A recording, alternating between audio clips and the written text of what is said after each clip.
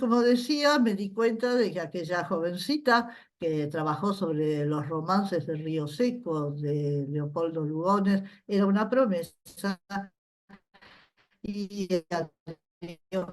gracias, no me equivoqué, porque ya son internacionales.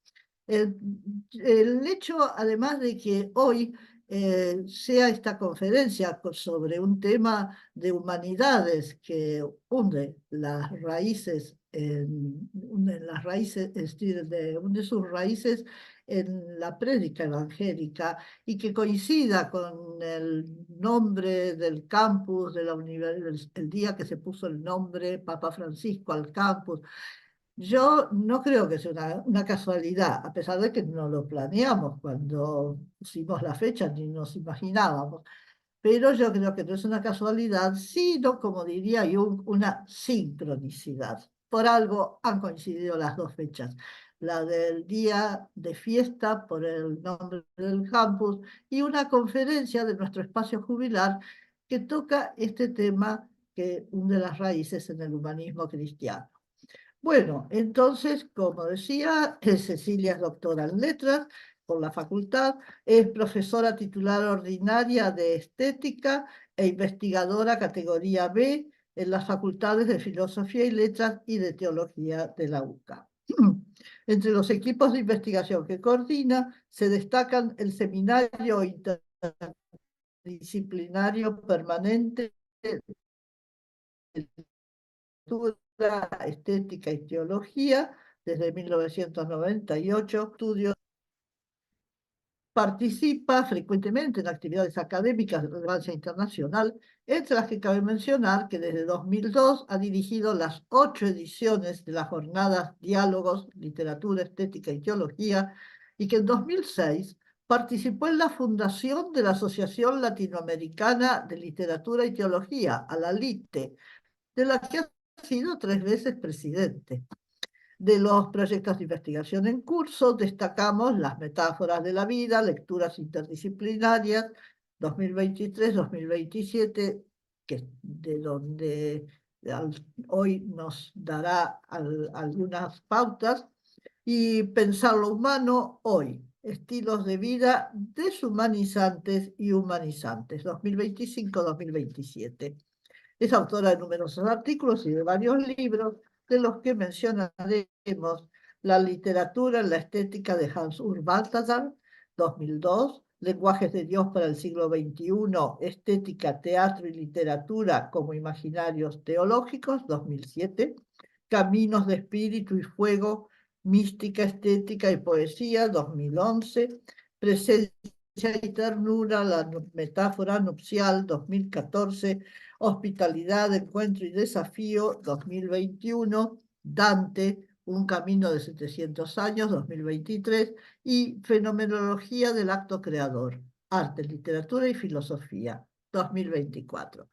Es un currículum súper sintético porque, como es habitual en nuestras reuniones, una vez que hacemos una breve presentación, lo que queremos es dejar el mayor tiempo posible a quien va a dar la conferencia. ¿Sí? De modo que muchas gracias, Cecilia, por acompañarnos hoy y te queremos escuchar. Les voy a contar de qué se trata este proyecto de investigación que estamos llevando a cabo desde el año 2023, junto con la Universidad Católica de Córdoba, un grupo de profesores de filosofía, de literatura y de teología, también de historia, de humanidades, y somos 14 personas. Justamente ayer tuvimos un encuentro y la pregunta es: ¿por qué metáforas de la vida? ¿Por qué elegimos este tema? Yo quiero dar testimonio en nombre de todo el grupo con quien conversé ayer sobre esto, de lo lento que es la investigación. Muchos de ustedes son profesores, investigadores, y saben de lo que les estoy hablando, en el sentido de que los temas se gestan lentamente, como la vida. Estuvimos 1 año y medio tratando de perfilar este tema que surgió luego de otro proyecto, un proyecto anterior que hicimos sobre la hospitalidad. La primera cuestión en la que pensamos es en la lectura, ¿no? En leer la vida. Hay un texto de un comentario al Cantar de los Cantares de San Bernardo. El sermón tercero dice: hoy leemos en el libro de la experiencia. Eso es lo que a nosotros nos movió a trabajar las metáforas de la vida. Leer en el libro de la experiencia. ¿Qué significa leer? Nosotros leemos desde una perspectiva, que es la perspectiva de la metáfora. Hemos incorporado la lectura metafórica a las lecturas interdisciplinarias. Hay 2 ejes en nuestro trabajo.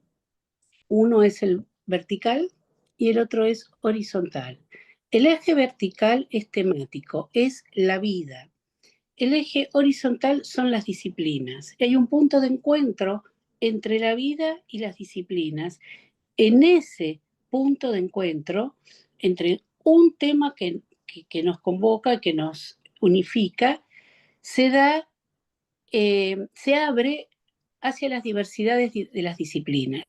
Esto no es algo fácil de lograr. ¿Por qué surge esta necesidad interdisciplinaria? Porque la vida es lo voy a decir con un lenguaje epistemológico, la vida es un sistema complejo. No hay una... no podemos definir la vida y sin embargo todos sabemos lo que la vida es. La vida nos atraviesa a todos y si yo les preguntara cuál es lo que se opone a la vida, ¿qué es lo que se opone a la vida? Muy probablemente ustedes dirían que lo que se opone a la vida es la muerte. Y sin embargo, no es la muerte la que se opone a la vida. Lo que se opone a la vida es el nacimiento. Y la vida, perdón, lo que se opone a la muerte es el nacimiento. Y la vida es el hilo, la unión entre el nacimiento y la muerte. Nosotros, todos somos iguales en la muerte, ¿no? De esto hay mucha literatura escrita. Pero nos distinguimos en el nacimiento, somos singulares en el nacimiento. Este camino, este recorrido que va del nacimiento a la muerte, que es la vida, si nosotros lo leemos desde el nacimiento, no nos definiríamos como seres mortales, en oposición a los inmortales, que eran los dioses, una lectura que viene de los griegos, sino desde el nacimiento. Es decir, nosotros somos seres natales. Y en la natalidad está la singularidad, que está de tal modo propuesta, de tal modo este planteo nos hace pegar un giro de 360 grados, que si somos seres natales y lo que nos define, lo que nos distingue es la singularidad del nacimiento, nosotros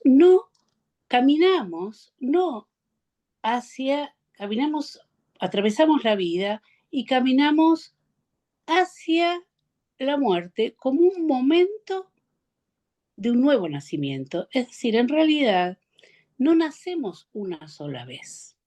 Nosotros nacemos muchas veces y vamos, digamos, nuestra vida, nuestro proceso de vida es renacer. Vamos naciendo, en este proceso de nacer, llegamos a nacer. Es decir, nuestro nacer consiste en llegar a nacer. No es un acto puntual, sino que nosotros desplegamos nuestra vida naciendo, acogiendo los nacimientos. Y estos nacimientos, como el primer nacimiento, es un nacimiento, estos nuevos comienzos, son nacimientos en relación, es decir, son nacimientos en los que nosotros, como cuando éramos niños, cuando nacimos a esta vida, somos recogidos por otro, somos mirados, somos acompañados. Este llegar a nacer es el gran desafío. ¿Por qué nos planteamos la vida como nacimiento? ¿Por qué la vida como experiencia? Porque estamos en un momento rodeados de grandes desequilibrios. Primero de pensamiento, es decir, hay como decía Pablo VI, una mancanza di pensiero. Y nuestra vocación es, nuestra preparación, nuestro don es el del pensamiento, que es reflexivo y lento. Y estamos rodeados de muertes, de pandemia, la enumeración de guerras. Están en este momento, abrimos los diarios y cada día hay catástrofes, guerras, odios. Entonces, nosotros, ¿cómo podemos contribuir desde nuestras disciplinas, desde nuestra experiencia, a leer la vida? Tenemos que encontrar un lenguaje para leer la vida, en realidad una palabra para leer la vida. ¿Cuál es la palabra que nos va a llevar, a conducir, a poder llegar a nacer? Porque nuestro gran nacimiento es la muerte. Y llegar a nacer de tal modo que lo hagamos con lo propio de lo humano, que es la palabra. La palabra es la palabra desgastada, la palabra humillada, la palabra con la que pensamos, con la que nos decimos a nosotros mismos, nos comprendemos. Nosotros no hacemos solo la experiencia, queremos comunicar la experiencia de la vida. La metáfora es un lenguaje que nos posibilita, nos ha posibilitado a nosotros encontrar es un lenguaje común, una palabra común a las disciplinas humanas. ¿Por qué? Porque la metáfora es polisémica, la metáfora acontece en el movimiento, es decir, no es una palabra fija. La metáfora no es una idea fija, como las ideas platónicas, por ejemplo, ¿no? O la razón, los conceptos. La metáfora es móvil, es dinámica, tiene una dimensión literal y una proyección hacia un sentido, hacia otro sentido, nos lleva. La palabra metáfora significa llevar hacia más allá, nos hace salir de sí, o sea, es un lenguaje que nos permite salir de nosotros mismos y conducirnos hacia otro lugar. Ese otro lugar es el llegar a ser. Erich Fromm, que es un eximio psicoanalista del siglo XX, discípulo de Freud, en un libro que se llama Miedo a la libertad, El arte de amar, es un libro muy conocido de él, dice que el ser humano siempre muere antes de haber nacido por completo. Y que hay personas que mueren sin haber nacido. Este sentido es el sentido bíblico, ¿no? En Nicodemo Jesús le dice que tiene que volver a nacer, tiene que nacer de nuevo, y él le pregunta en Juan, ¿cómo voy a volver a entrar al seno materno? No entiende no comprende la profundidad de lo que le estás diciendo Jesús, tampoco nosotros lo comprendemos, quizás hasta el último momento de nuestra vida. Este lenguaje de la metáfora nos hace comprender nos da un lenguaje para comprender este ser desde la espera. Porque llegar a nacer, ¿quiénes son los que llegan a nacer? ¿Quién llega a nacer? Los que saben habitar esta espera. La vida, y acá estoy entrando en una dimensión metafórica, la vida está hecha de esperas. Y es necesario que nos hagamos próximos al significado profundo de la espera. Es decir, nacer es renacer. Nacer es volver a nacer. Y hay que habitar esta espera. Hay que habitar la espera de lo que significa llegar a nacer. Nosotros somos seres impacientes. Queremos, digamos, recorrer el camino de la vida sin habitar la espera. La espera se habita en silencio, con paciencia, con confianza, y requiere estar abierto a lo inesperado.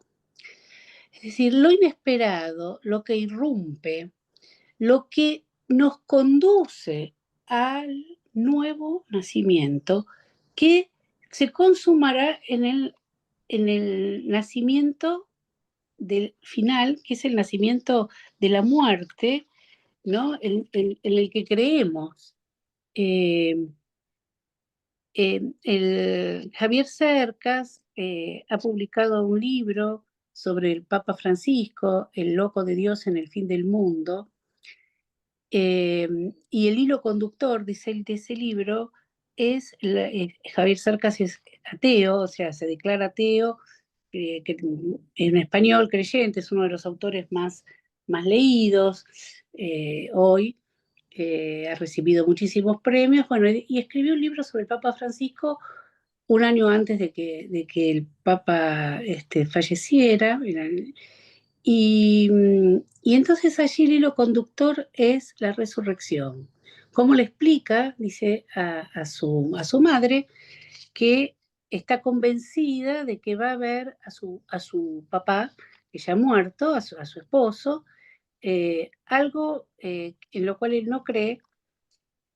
Y esos son los dos artículos del credo, ¿no? Los dos artículos finales del credo de la resurrección de la carne y la vida eterna. Esto que pertenece a la escatología, ¿no? O sea, al final, lo traemos nosotros al comienzo. Desde la metáfora, la centralidad de la metáfora de la vida está ligada al nacimiento, al hecho de que somos seres natales y por tanto, desde el comienzo antropológico, nosotros estamos abiertos a la resurrección, abiertos a la vida eterna. Entonces, este tránsito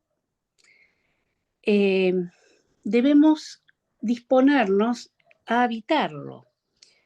Habitar la espera es habitar la sorpresa de llegar a nacer. nosotros creemos que ya hemos nacido, sí, hemos nacido al primer nacimiento, pero ese no es el único. El lenguaje de la metáfora nos permite habitar la espera y encontrar una palabra para decir la espera. El nacimiento es siempre, todo nacimiento, y es siempre un renacimiento, y es una eclosión, es un impulso. Venir al mundo es manifestarse, venir al mundo es venir al lenguaje, es el título de un libro de otro contemporáneo, Sloterdijk, ¿no? Venir al mundo es venir al lenguaje. Sin lenguaje no hay nacimiento, sin palabra no hay nacimiento. El nacimiento tiene que ver con la palabra, porque nosotros, como decía Santa Teresa, hacemos la experiencia. Dice, una cosa es hacer la experiencia, otra es comprenderla, y otra es comunicarla. Cuando la comunicamos, cuando la comprendemos, lo hacemos a través de palabras. Nuestra propuesta consiste justamente en abrirse, al habitar la espera, a través de la metáfora, al misterio del inicio. Porque si lo que nos define es el origen, y a dónde vamos es al origen, que es la vida en plenitud, habitar la espera consiste en despertar a la gratitud ante el don del inicio. ¿Qué es el gran don que nosotros tenemos? ¿Qué nos revela el lenguaje metafórico? Que el comienzo, si nos cambia la dirección, el comienzo así es un don. Nosotros miramos de espaldas al origen. Nacemos y entonces miramos hacia las diferentes etapas de la vida. Bueno, la niñez, la infancia, la niñez, la juventud, la adultez, eh, la tercera edad y después, ¿no? En realidad, lo que deberíamos hacer es invertir, al menos eso es lo que nos, es lo que hacen, lo que descubrimos que hacen los grandes poetas, los grandes filósofos y los grandes teólogos. Miran al revés, miran al origen, eh, agradecen el don del inicio. Este giro es en el que nosotros estamos trabajando. Ya hemos ingresado a la etapa de la redacción.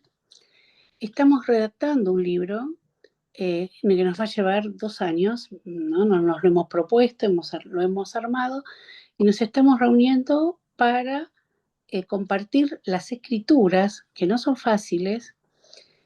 No es fácil escribir con un hilo conductor común a no solo a diversas disciplinas, sino que es un grupo intergeneracional, porque lo codirigimos yo tenía la placa, todos los nombres para compartirlos con el filósofo, padre jesuita Daniel López.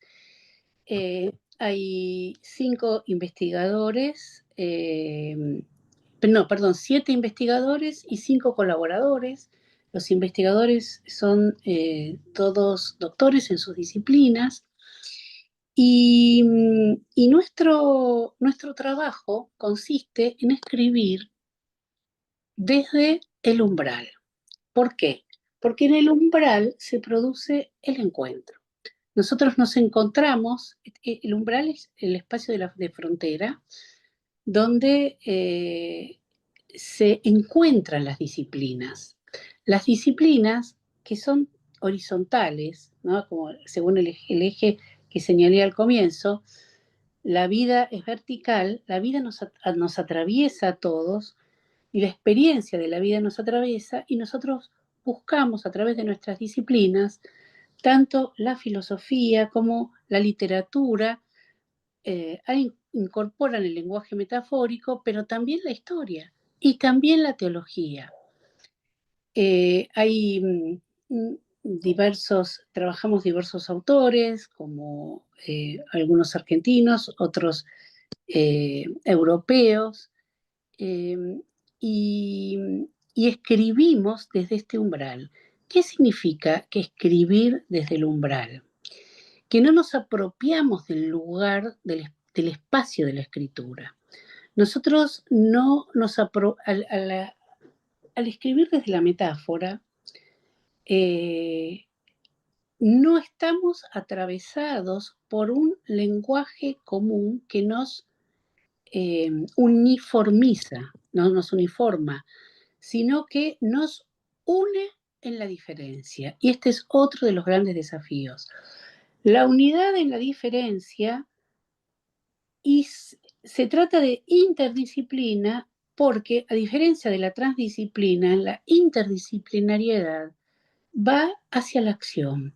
Es decir, nosotros, la metáfora que es abierta, la metáfora que es relacional, no nos encierra en nuestras disciplinas, sino que nos abre a las otras disciplinas y sobre todo a la acción.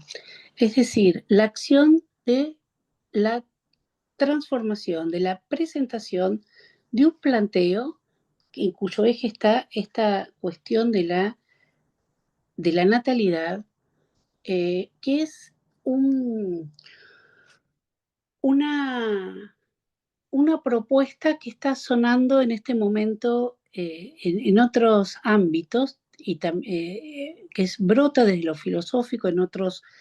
eh, la resonancia filosófica y literaria es muy grande porque eh, buscamos puentes y mediaciones, es decir, tener una injerencia en la acción a partir del puente que es la palabra metafórica. Hay un autor que también que quiero mencionar para ir cerrando, que se llama, por ahí es conocido por muchos de ustedes, que es Paul Ricoeur, que ha escrito La metáfora viva, y ha tenido la gran intuición de proponer un camino, un lenguaje que permita pasar de la hermenéutica, que es la lectura de lo que nos sucede. Todos queremos comprender qué está pasando en este momento en el mundo, ¿no? ¿Qué pasa en nuestro país? ¿Qué pasa en el mundo? ¿Cómo es posible? No quiero particularizar, cómo es posible que nosotros estemos, eh, digamos, descivilizándonos, ¿no? O sea, estamos perdiendo la capacidad humana de compasión, la capacidad humana de reconocer lo sagrado, de reconocer que toda persona es un ser al que hay que respetar.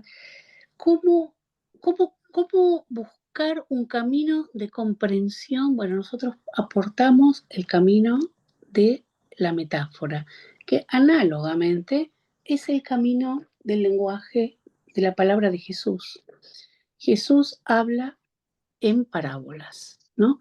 La etimología de la parábola y de la metáfora están muy entrelazadas. En ambos casos significa que el sentido está afuera, que la palabra eh, lleva hacia afuera, ¿no? Que nos saca de nuestro centro y nos conduce mediante un impulso, ¿no? Un impulso a salir de nosotros mismos hacia el otro y encontrar una palabra y un lenguaje que nos permita habitar esta espera que es el nacimiento. Yo quisiera, para cerrar, hacer una referencia etimológica al umbral, porque el umbral en castellano, ¿no? También, bueno, tiene un origen relacionado con limen, límines, o sea, con el límite, ¿no? El extremo, el fin. El umbral indica el límite de una casa, ¿no? Delimita. Pero también tiene una raíz en lumbre, ¿no? Lumbre es luz. El umbral, el encontrarse en el umbral, en un espacio de frontera en el que no pertenece a ninguno, ¿no? Ni al que entra ni al que sale a recibir, es el lugar de la hospitalidad. Y es una metáfora de luz. Nosotros estamos tratando de escribir desde este umbral para, para ofrecer una palabra de unidad en la diferencia. Bueno, hasta aquí. Ahora quisiera dejar el espacio al diálogo con ustedes. Agradecer que lo tecnológico Oye, no nos superó. estoy intentando, ¿me oyen, verdad? Sí, Bueno, entonces, por favor, quienes quieran hacer alguna pregunta, quienes quieran intervenir, levanten la mano, así vamos dando la palabra por turnos. ¿Quién quiere comenzar con alguna pregunta, algún tipo de ampliación, duda, etcétera, para abrir el diálogo? Bueno, no es un tema fácil para los que no estamos habituados al lenguaje filosófico y a la profundidad del pensamiento que nos ha planteado Cecilia. Este, lamentablemente hemos tenido además problemas tecnológicos, pero me cuesta encontrar una pregunta en un tema que un poquito se me escapa, porque el nacimiento, según entiendo, Cecilia, más que en el momento que lo celebramos, habitualmente, que es cuando la criatura nace, es el nacimiento, entiendo que lo planteas como el nacimiento de la vida eterna. ¿Es correcto? En el momento de la muerte, eh, ¿o no? no, es decir, no lo excluye, pero no es, es cre- crecer,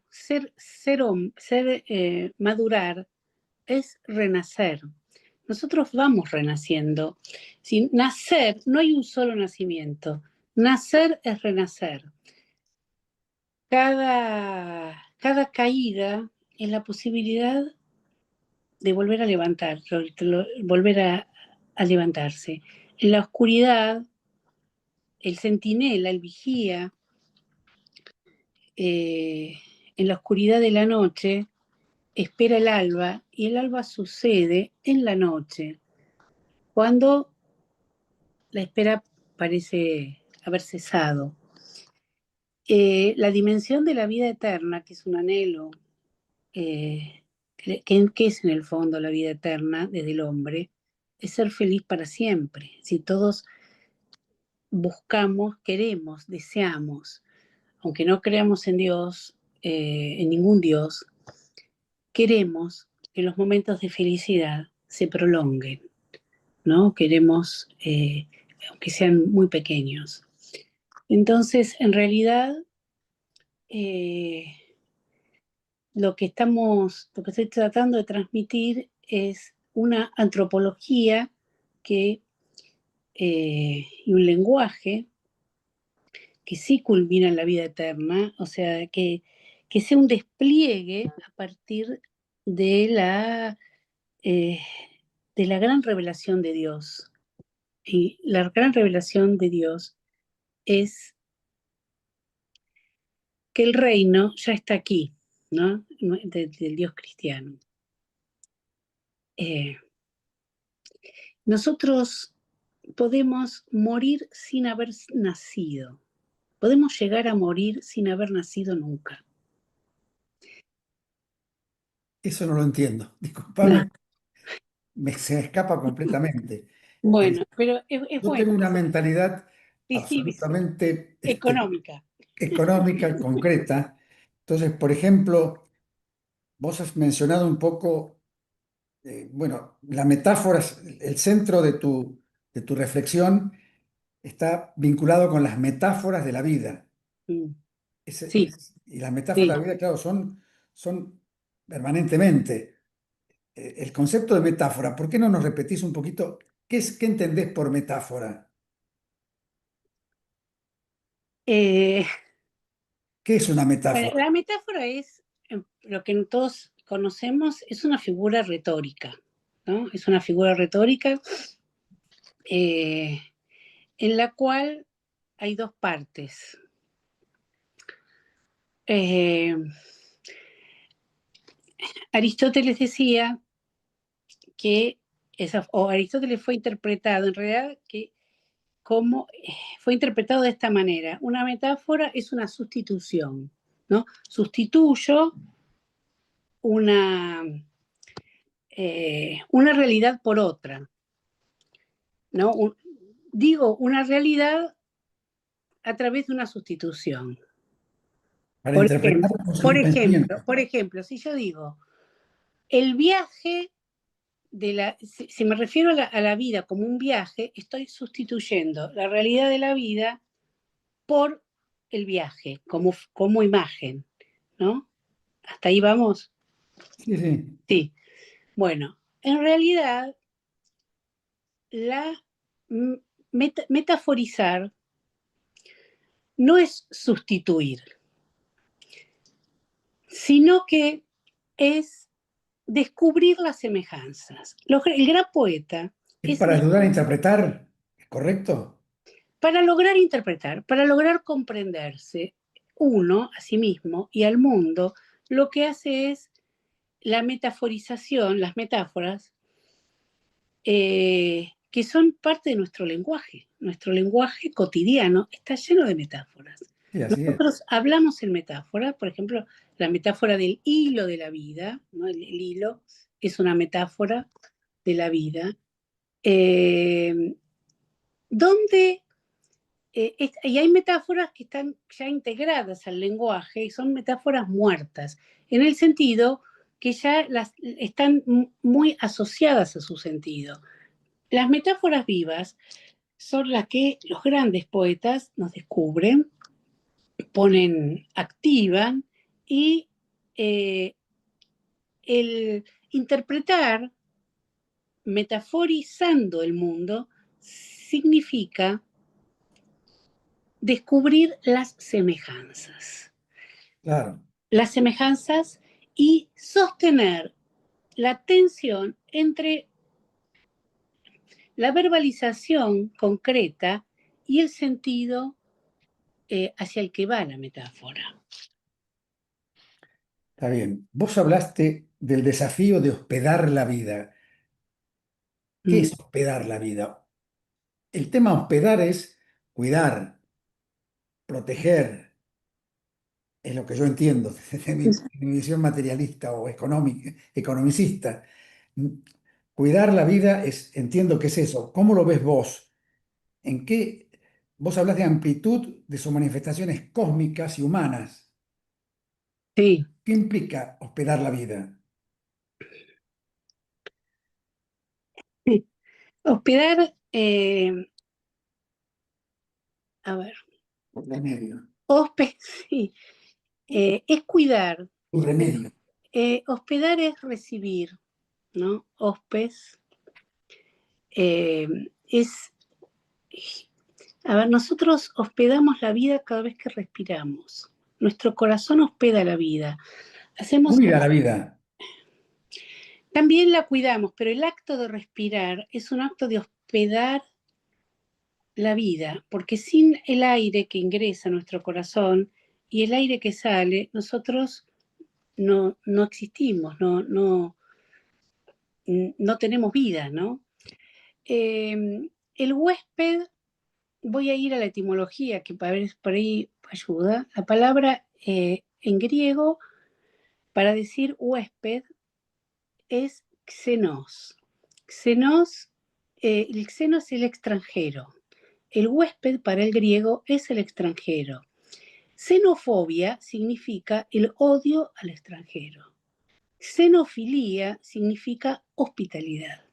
En Hebreos 13:2, en el libro del Nuevo Testamento, Hebreos 13:2, dice, no se olviden de la hospitalidad, porque hay quienes recibieron ángeles, o sea, al hospedar recibieron ángeles se refiere al episodio de Mambré con Abraham y Sara. La hospitalidad es el amor al extranjero, es el amor al que es diferente. Esta es la palabra en griego que usa el Nuevo Testamento, xenofilia. Ahora, la condición de extranjero también conlleva, ya no en la tradición griega, sino en la tradición romana, un componente que es el de hostilidad. El extranjero se puede ser, o sea, el otro, cualquier extranjero, no extranjero solamente Cualquier extraño. extraño, el otro, cualquier otro, a quien yo recibo en mi casa, que es mi ser, lo estoy expresando de modo metafórico. Mi casa es mi ser. Cuando nosotros soñamos con la casa, con una casa, estamos soñando con nuestro propio cuerpo. Es el lugar donde nosotros somos, nuestro cuerpo. Entonces, el extraño, el extranjero, puede convertirse en un enemigo. Esto es lo que ve el romano. El romano dice hospes y hostis. Hospes es huésped, hostis es extranjero, enemigo, perdón. El huésped, a quien yo recibo, el extranjero, se puede convertir en mi enemigo, y ese enemigo, a quien yo dejo entrar en mi casa, me puede traicionar, ¿no? Es el riesgo de la hospitalidad, es la traición. Entonces, hospedar la vida es una metáfora en sí, ¿no? Claro. Es recibir la vida, es recibir la vida, y con eso es ya recibir al otro, porque nosotros hospedamos Recibir al otro con los riesgos que ello implica, según con tu... los riesgos que eso implica, pero no podemos vivir si no es en relación con otros. Claro. Porque nosotros cuando nacemos somos hospedados por nuestra familia, por nuestro país, por nuestra cultura, y cada vez que damos pasos, cuando vamos a la escuela, cuando vamos al trabajo, lo digo de modo muy, trato de decirlo muy concretamente, nosotros entramos en la dinámica de la hospitalidad.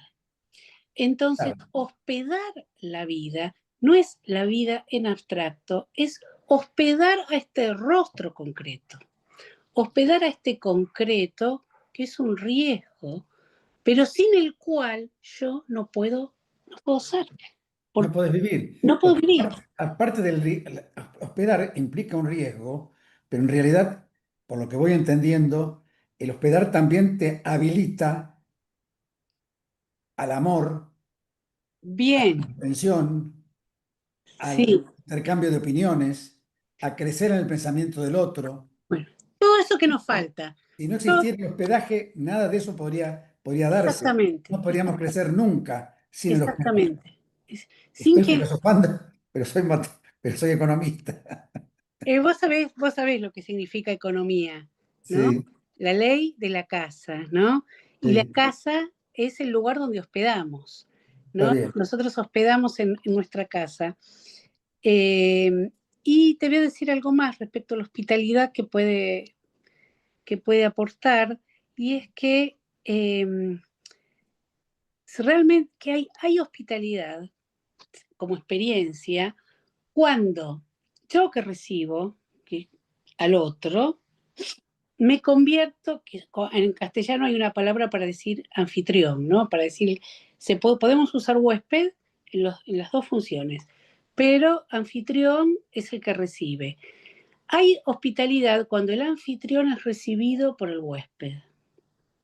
¿Por qué? Porque en el fondo la hospitalidad no es dar cosas, ¿no? Alguien viene a tocar mi puerta, me pide pan y yo le doy pan. Entonces yo soy el anfitrión que tiene algo que el otro no tiene y ya me coloca en un nivel de superioridad respecto al otro.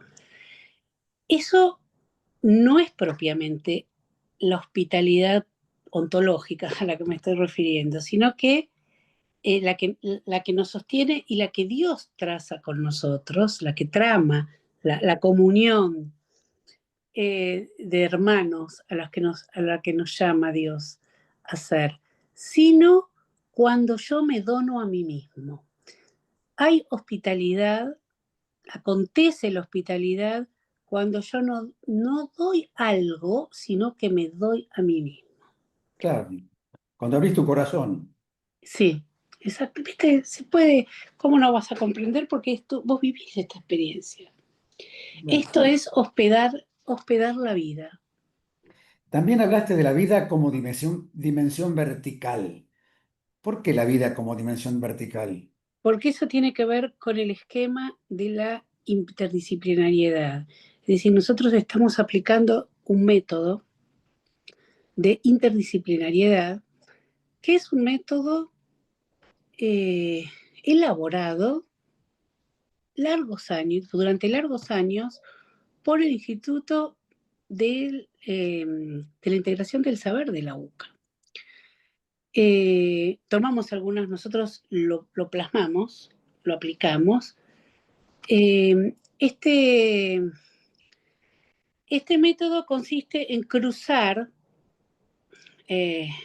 las disciplinas, ¿no?, atravesadas por un tema. Nosotros nos encontramos todos juntos a hablar de la vida, ¿no? Por ejemplo, podríamos, con los economistas, sería fantástico poder conversar si vos te incorporaras al grupo, ¿no? En este momento estamos en el final, pero ya estamos armando otro grupo de pensar los estilos de vida deshumanizantes y humanizantes, pensar lo humano hoy. Vos vas a aportar desde tu perspectiva epistemológica, que es la economía. Y yo te voy a escuchar.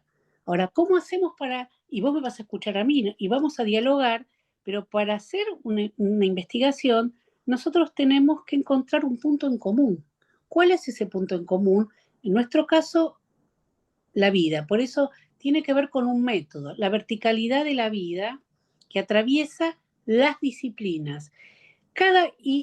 Pero las disciplinas, en tu caso, por ejemplo, no, vos entraríamos en el diálogo, porque así lo hemos propuesto, a través de la metáfora.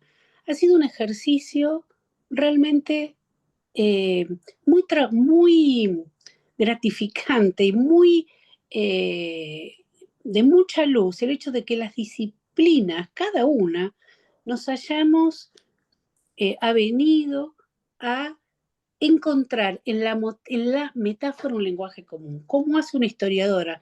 No sé si está por aquí Karina Clisa todavía. Karina es una historiadora de Córdoba que se dedica al periodo colonial. Y se ha sentido atraída por la propuesta y ha trabajado los sermones de la época colonial, adaptado. Ella no viene de la filosofía, viene del rigor del historiador y ha hecho un trabajo extraordinario de adaptar la metáfora contemporánea y este dinamismo de la metáfora viva de Ricoeur, al lenguaje de la investigación histórica. Yo creo que esto vos podrías participar porque en un diálogo interdisciplinario, como dice en un número de consonancias, en uno de los primeros números de la revista del IPIS, de consonancias, no dialogan las disciplinas, dialogan las personas. Claro. A eso voy. Yo lo que te quería decir, cuando vos hablas de interdisciplina y acción, yo desde el punto de vista de mi especialidad, que es la administración y la estrategia, como parte de la vida en la economía de una empresa, es el trabajo en equipo. Y sí, El equipo es la interdisciplina en acción, donde tenés que generar puntos de encuentro entre las partes y tenés que además establecer ejes. Hay y un bueno, líder que es el que da las ideas y en cierto motiva a todo el grupo y están los seguidores. Y entonces ahí tenés que entrar a jugar, creo yo, y con esto termino mi participación, entran a jugar ahí los valores del líder y cómo el líder puede, en esa interdisciplina y acción, llegar a cumplir metas convenientes para la sociedad o metas que perjudican a la sociedad. ¿Mm? Bueno, ese es un punto que se me ocurre dentro de la idea de interdisciplina y acción, ¿no? bien, mira, ya armamos un diálogo interdisciplinario, porque no es multidisciplina. No, es interdisciplina, claro. La multidisciplinariedad aborda un tema desde varias, y cada uno no, y nos lleva, cada uno se va del encuentro sin llevar a su método, sin transformar su propio método de abordaje. En cambio, en la interdisciplina se produce una transformación y en la acción. Sería fantástico que pudiéramos hablar con economistas, por ejemplo, en este momento, políticos, pero para eso se requiere de reflexión, eh, de, eh, y de amistad social, Sí, constructiva. de amistad social, claro, de confianza. Confianza. Confianza. Sin confianza no hay diálogo, no hay Claro. diálogo posible. Eh, no es tolerarse, no es la tolerancia, sino la confianza. Eh, la amistad social de la que hablaba Aristóteles. Si no hay amistad, no hay diálogo. Y hay que empezar por la amistad, porque la amistad lleva al diálogo. Lógico. Bueno, le cedemos la palabra a otros participantes. No quiero monopolizar esta parte del encuentro porque además ya estamos muy cerca del cumplimiento del horario. Adelante, Sofía. Ahí está Karina. ¿Alguien más quiere, hay alguna otra pregunta, alguna otra duda, algún aporte? Buenas tardes, me llamo Roberto. Ay, Roberto. Mucho Adelante. gusto. Mucho gusto, Roberto. Agradezco mucho el formar parte de este grupo y poder escuchar y que me permitan la palabra. Algunas ideas, humildes ideas. Eh, Pareciera de que la metáfora, una de las propuestas de la doctora Cecilia, es que la metáfora vuelva a ser un poco como un lenguaje común entre todas las ciencias, que es lo que se perdió lamentablemente, esta unión que hubo en una época desde la filosofía y el saber humano. La especialización de cada una de las ciencias parece que ha eh, partido el saber humano y voy a ser un poco grotesco o bruto en el ejemplo, desde la biología pareciera, o de la biología desde la medicina, y hay eh, intentos, ¿no?, de conjugar los diferentes saberes. Hay visiones que proponen al hombre como un intestino, no quiero ser grosero, donde el cuerpo humano tiene dos bocas y tener una visión reduccionista. Pareciera de que la metáfora que propone acá la doctora Cecilia es un lenguaje de comprensión común. Y ella habla mucho en un momento habló del habitar y me hizo pensar en la filosofía antigua griega, no sé si en el caso de Aristóteles, si fue el filósofo este, que dice que tenemos que intentar habitar o hacernos de nuestro hábitat. Yo creo que nuestro primer hábitat es el lanzamiento a la vida, vida finita, pero dentro de esa vida finita, buscarnos un lugar. La visión de los griegos era preparar a la persona para ser el mejor ciudadano, ¿sí? Es realmente un pensamiento importante en nuestros días. Son reflexiones. El primer hábitat es que somos lanzados a la vida, un misterio de la vida. Ya nosotros mismos somos un misterio porque no nos hemos dado la orden de existir. Mm. Y, y por otro lado, pareciera, vuelvo a insistir, que dentro de este hábitat lanzados tenemos que buscar nuestro lugar y buscar nuestro aporte. Otro punto. Eh, sí, la metáfora tiene como puente la analogía, Mm. porque la Sí. analogía nos lleva a veces a trascender en la realidad. Cuando usted ponía ejemplos de las parábolas de Jesús, no siempre se comprendían, eh, porque era como que llevaban a un hábitat que es más allá, en el caso de Jesús, ¿no? De la teología, es un hábitat que está más allá de nuestra finitud y de nuestra historicidad. Eh, Bueno, eran estas reflexiones que me iban surgiendo y que fui por ahí tomando nota y, y me disculpo si están un poco mezcladas, perdonen. Eh, por ahí me dejé llevar también por lo que fui viviendo, digamos, emocionándome y preguntándome acerca de la importancia de la metáfora y la palabra. Gracias. Muchas gracias, Roberto. ¿Quieres Muchas- aportar algo a Cecilia, a estas eh, reflexiones? em, lo que Roberto, em, ciertamente que nosotros queremos poner, recuperar la palabra, el elogio de la palabra. Es un camino es la metáfora, que ciertamente tiene que ver con la analogía. La analogía es pertenece a otro orden, que es el orden de la lógica, y la metáfora viene eh, por el lado de la retórica, tiene un asentamiento, una posibilidad más ontológica de relación con el lenguaje contemporáneo, ¿no? Pero estoy de acuerdo en lo que establece, lo que ha dicho.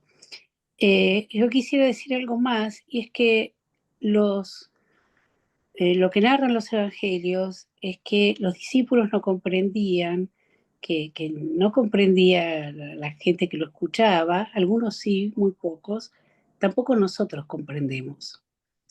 El lenguaje de la metáfora hace estallar el sentido, ¿no? Es un camino, es una posibilidad que surgió de de una necesidad de poder comprender y decir eh, lo que estamos viviendo, que es realmente, supongo que cada época lo habrá vivido con un gran interrogante. El nuestro, este es el que nos toca a nosotros. Eh, a veces estamos como inmersos en un absurdo, ¿no? Ahí está Tatiana, Tatiana Galeano levantó la mano. sí. Ay, me encantó, me abrió como, no sé, un montón como siempre, de ventanas, de puertas, de todo, ¿no? Me quedé con Perdón, ¿puedes hablar un poquitito más fuerte? sí. A ver, ¿ahí se Un poco. escucha? Ahí mejor, es mejor. Está, Mercedes está. es profesora de teología, fue alumna hace muchísimos años, está en la autora. Hace mucho, mucho tiempo. Eh, no, me quedé con esto de la dinámica de la hospitalidad, que ya, no sé, es un titular tremendo que me abre un montón de cuestiones. Y pensaba, primero me resonó el Espíritu Santo como huésped, ¿no? Del alma, que digo, Él puede ser huésped de nuestras almas porque primero nos hospedaron a nosotros, ¿no? En el seno, digo, de la Trinidad, nada, de soñarnos y de pensarnos y llamarnos a la existencia, eso por un lado.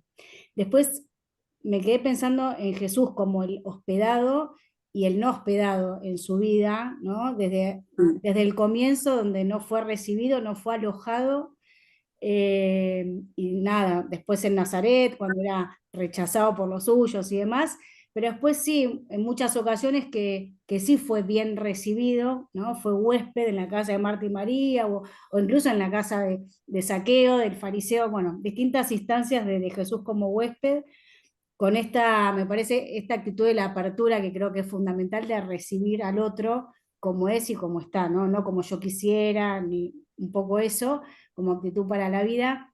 Y después, frente a la metáfora del nacimiento, que también me pareció recontra profunda, pensaba en esto, ¿no? Como dos desafíos, en un mundo de la inmediatez, este desafío de habitar la espera, ¿no? Cuando todo tiene que ser ya, digo, es como poco marketinero el decir, habitemos la espera, seamos pacientes, hoy nadie quiere esperar nada, ¿no? Digo, estamos todos así pasando rápido los videos, no sé, todo, ¿no? Y me parece un gran desafío para proponer hoy, ¿no? Para vivir también más plenamente.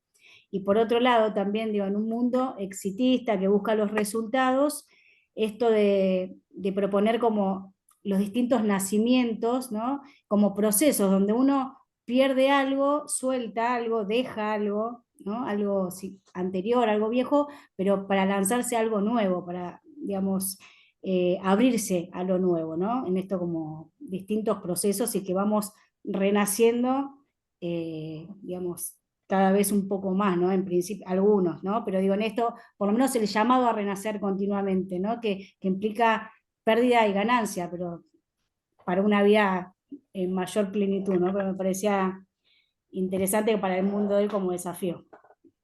Muy bien. Cecilia, No, gracias por el eco, digamos que está en relación con la metáfora de la vida, la esperanza, ¿no? La espera y la esperanza. En español, nosotros distinguimos, Laín Entralgo, un español, Pedro Laín Entralgo, médico y filósofo, tiene un libro que se llama así, justamente, un libro sobre la espera y la esperanza. El español tiene dos palabras, ¿no? Perdón, usa la misma palabra para la espera y para la esperanza. En francés, por ejemplo, la espera, la sala de espera, se dice de otra manera. Attendre, no se usa la misma palabra para la esperanza. Hay otra palabra para decir la esperanza en francés. Y habitar la espera es habitar la esperanza. Porque la vida es esperanza, pero no por lo que va a venir, sino por lo que ya está. Lo que teológicamente es el reino, ya está. No esperamos lo que va a venir.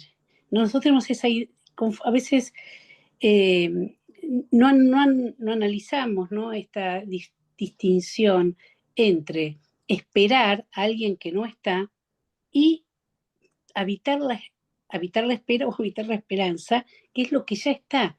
La esperanza no es de lo que va a venir, sino que es la espera del origen, la esperanza de lo que porque ya está porque el objeto de la esperanza como teologal, es Dios que ya está, ya vino, ¿no?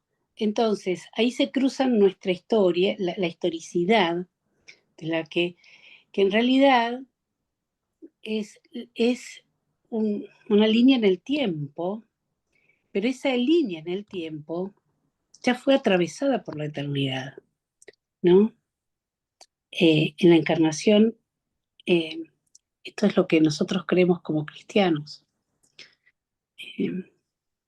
Gracias, Mechi. Aquí está Tatiana, ¿querías hablar? Ah, Tatiana. No sé si es la que yo pienso, Tatiana. Sí, Sos de letras, sos la que yo pienso que sos. Sí. Es una alumna, es una profesora exalumna de letras que no veo hace 20 años más o menos. estoy seguro, o al menos un aspirante. ¿Cómo estás, Tatiana? Tanto tiempo. Me encantó este nuevo equipo de investigación. Me encantan todas las metáforas de las que hablaste. Pensaba también en lo que decía, había pensado en otras cosas y Roberto me da el pie porque habló sobre un lenguaje común y de los griegos, ¿no? Como una nueva koiné a través de la metáfora que compartamos todos. Y recordé a Sócrates, o me vino él a la cabeza, que es el padre del saber, al menos occidental, creo, y que todos admiramos profundamente. Cuando habla del autoconocimiento como el lenguaje de la vida, siendo su madre una partera, también usando la metáfora del nacer, del diálogo, como de una mayéutica, el poner en palabras y en el diálogo llegar a ese autoconocimiento.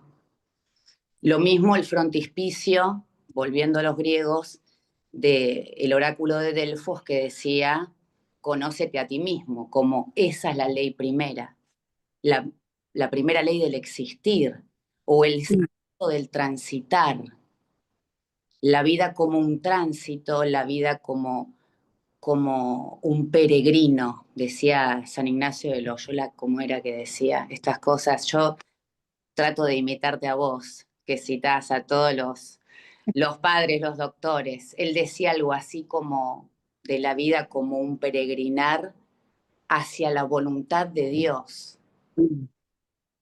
Y diciendo todo esto, voy pensando en que ni Sócrates, ni el oráculo, ni San Ignacio hablaron del lenguaje de la vida utilizando un lenguaje corriente, sino un lenguaje metafórico siempre. Al hablar de la vida o al hacer el metaanálisis de la vida, no podemos no utilizar la metáfora. ¿Por qué entiendo yo, a la pregunta del estratega economista? Porque interpreto que en el transitar de la vida cada uno vive esa experiencia, que es ese punto de vista del que vos partiste, que es el nacimiento y el nacer, renacer, renacer. De modo que al hablar de la vida, que aparentemente es algo tangible, está atravesado por lo experiencial, en que es resbaladizo e infinito de acuerdo a cada ser humano. Entonces, todos los saberes, incluso los herméticos, utilizan metáforas para referirse a algo tan vasto e infinito como la experiencia del vivir. Pensé en María también cuando hablaste, en María en tanto la Virgen o la tierra fértil en la cual dar nacimiento al conocimiento. La Virgen pudo haber sido Isis, la madre de todos los dioses, también era virgen. Digamos, era una tierra virgen. Es preciso que esté virgen, húmedo, permeable, que sea nocturno. Todas estas metáforas creo que las fuiste utilizando para referirte al nacimiento también. Hermoso, hermoso, me encantaría participar con el economista porque son los especialistas en procesos ellos. Y también la economía que aparentemente trata de lo de lo corriente, de lo monetario, del intercambio de la mercancía, está atravesado también por la credibilidad, por la fe, por la confianza. Así que tienen lindas metáforas los economistas que podríamos... Y los políticos actuales también utilizan metáforas constantemente para crear sus relatos. Así que me encantó. Y otra cosa que se me ocurrió, porque no quiero capitalizar la charla, respecto al peregrino, pensaba en Santiago, en el camino de Santiago, en la metáfora de la Tessera Hospitalis, ¿no? Y me llevó al Dante, esto lo habrás contado vos en alguna clase seguramente, o en literatura italiana, los traidores a sus huéspedes están ahí muy cerca del demonio, ¿no? Sí, sí. ¿No? Sí, Satanás y gran siempre fue muy importante en el camino del extranjero la figura del anfitrión y del buen huésped, ¿no? Estaba ahí en el infierno, ¿quién era? El Menelao que le robó la Helena Sí. de su casa. Sí, estaban Judas. Pensaba, en todo lo que podemos ver en las iglesias, ¿no? En las iglesias góticas, todas las metáforas se me vinieron a la cabeza en esto que planteaste tan bello del nacimiento, del transcurso, y no tanto de la muerte, sino del vivir en ese estado de continua alquimia que vamos haciendo con nosotros mismos. Sí. Si me permiten, voy a tratar de ser breve, pero no dejar de referirme al enorme valor que tenía la hospitalidad en la Edad Media. Hemos estado escuchando algunas referencias al romero, al peregrino, al anfitrión que lo recibía. Esto estaba legislado. La hospitalidad en la Edad Media era uno de los valores fundamentales de la sociedad. Y el traicionar al anfitrión era un pecado gravísimo, porque una de las metáforas de la vida más común en la Edad Media era que todos caminamos, todos somos romeros, decía Gonzalo de Berceo, el primer poeta castellano de nombre conocido, decía: todos somos romeros que camino andamos, cuando a paraíso las almas entregamos, entonces llegamos. Es decir, nuestra vida es un peregrinaje al paraíso.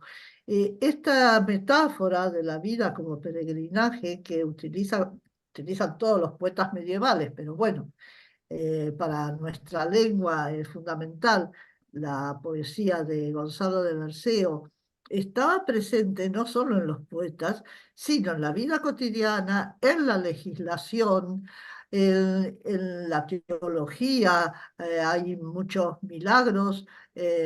Por ejemplo, hay una iglesia en España, en Santo Domingo de la Calzada, donde hay desde tiempo inmemorial siempre una gallina.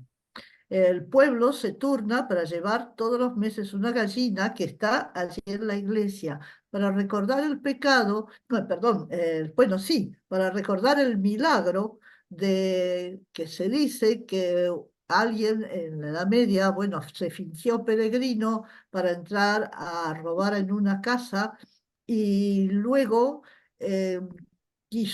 cuando lo prendieron, dijo que era inocente, tan inocente como esa gallina que estaba asada a punto de ser comida. Y la gallina levantó la cabeza y cacareó, con lo cual quedó en evidencia su mentira y que había traicionado a su anfitrión.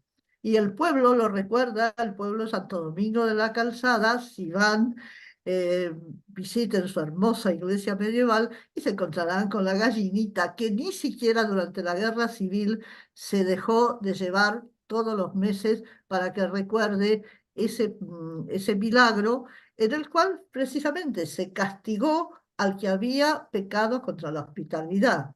Y para redondearlo, lo que dijo Cecilia de que siempre hablamos con metáforas, Carlos utilizó una metáfora cuando dijo abrir el corazón. El corazón es una víscera que no la abrimos, pero la metáfora abrir el corazón precisamente se refiere a eso, a volvernos anfitriones que le damos hospitalidad a los demás, a nuestro prójimo, a la vida en general. Bueno, no sé si alguien Bueno, más quiere agregar algo. Cecilia, para cerrar. muchas gracias, Sofía, por tu aporte medieval. Peregrino, peragrum, ¿no? El que viene por los campos, el que viene atravesando los campos. O sea, nosotros somos peregrinos, atravesamos el campo de la vida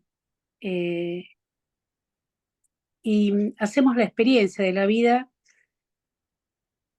nunca solos, siempre en comunión, siempre en compañía. Y aun cuando, digamos, a veces en el camino nos encontramos con otro tema que será, lo dijo abierto, planteado, que es el mal en nosotros, el mal en los otros.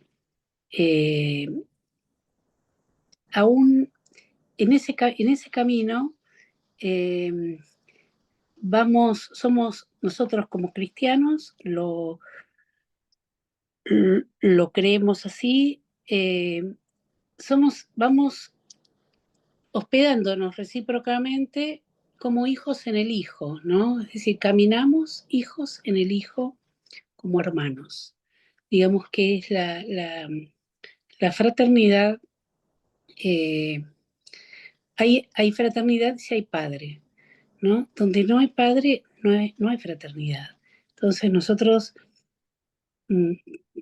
tenemos que procurar estos espacios donde generar estos espacios de hospitalidad a fin de poder peregrinar hacia el Padre como hermanos, ¿no? Como hermanos, sabiendo que somos toda la humanidad hijos de un mismo Padre y acogiendo las diferencias, ¿no? Hospedando no solo la alteridad ontológica del otro, que además me recibe y hace que yo pueda dar vida, que pueda vivir, sino también las diferencias, hospedando las diferencias culturales, ¿no? Yo les recomiendo, si quieren, ver una muy buenísima película que se llama Mandarinas, que es de es en ruso, bueno, tiene que ver con la Unión Soviética, con la disolución de la Unión Soviética, de esa unidad que significó la Unión Soviética, que estalló en particularidades y que sigue todavía sangrando. Y bueno, allí ustedes podrán ver en un fragmento del cine cinematográfico lo que es ser hijos en el Hijo, poder reconciliarse en el perdón, porque en el fondo lo que nos lleva a ser hijos, a pasar de la hospitalidad a la fraternidad, es el perdón, ¿no?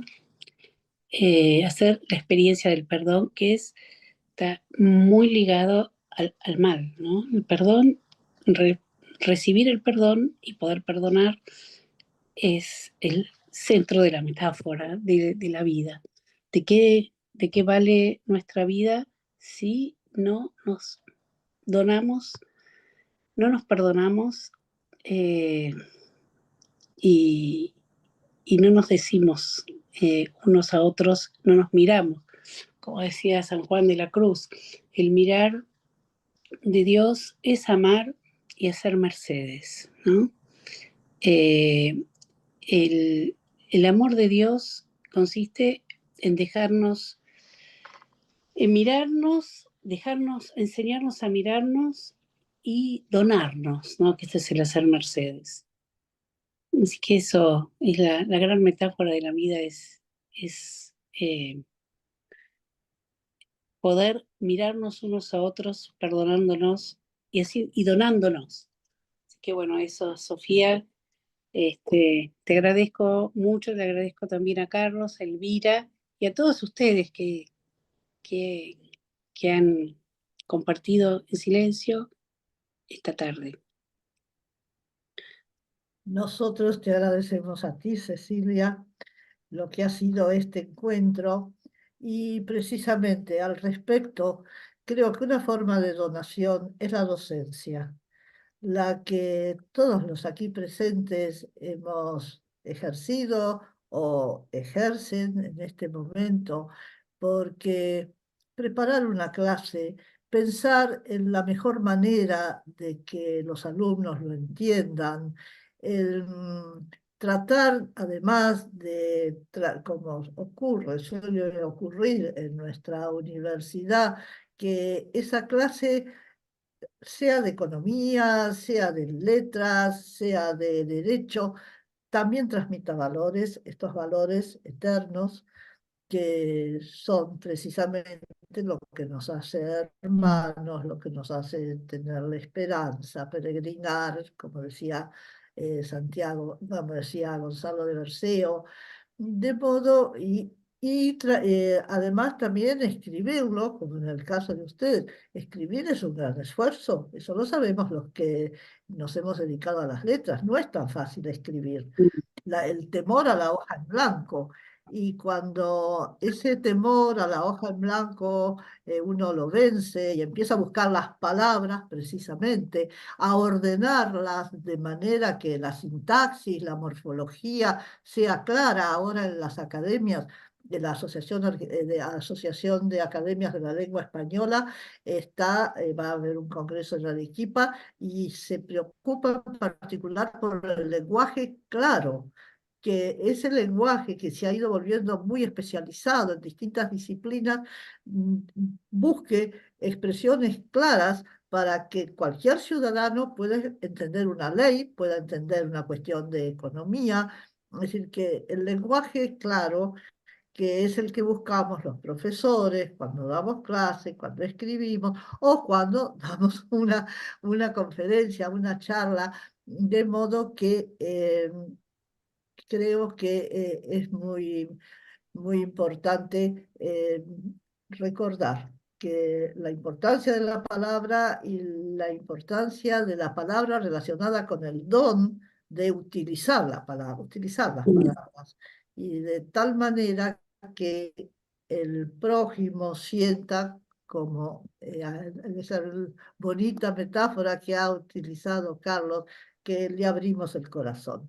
Así que gracias Cecilia una vez más, gracias Carlos, Elvira, todos los organizadores de nuestro espacio y al público que nos ha acompañado y que ha hecho aportes tan importantes. Así que luego les comunicaremos el enlace para que puedan volver a escuchar esta conferencia. Bueno, muchas gracias a todos. Gracias, Carlos. Yo Nos simplemente vemos. te quiero agradecer, Cecilia, muchísimo. Ha sido una conferencia muy interesante. Me costó un poco, reconozco, seguir a los filósofos y a los literatos. No es fácil para los que estamos en el día a día de la vida de la empresa y todo, pero ha sido muy bueno, muy enriquecedor. Muchísimas gracias. Gracias, Sofía. Gracias, Cecilia. Gracias, Tatiana, también por tu intervención y tus comentarios. y también a Roberto, que fue muy buena su aporte. No sé si me quedó alguien, pero muchas gracias y que Dios los bendiga. Gracias. Bueno, Carlos. gracias a todos los que están agradeciendo y a los que han estado en silencio también, porque es un modo de estar presente. Nos vemos en la próxima. Hasta cada rato, muchas gracias. Hasta pronto, hasta la próxima reunión.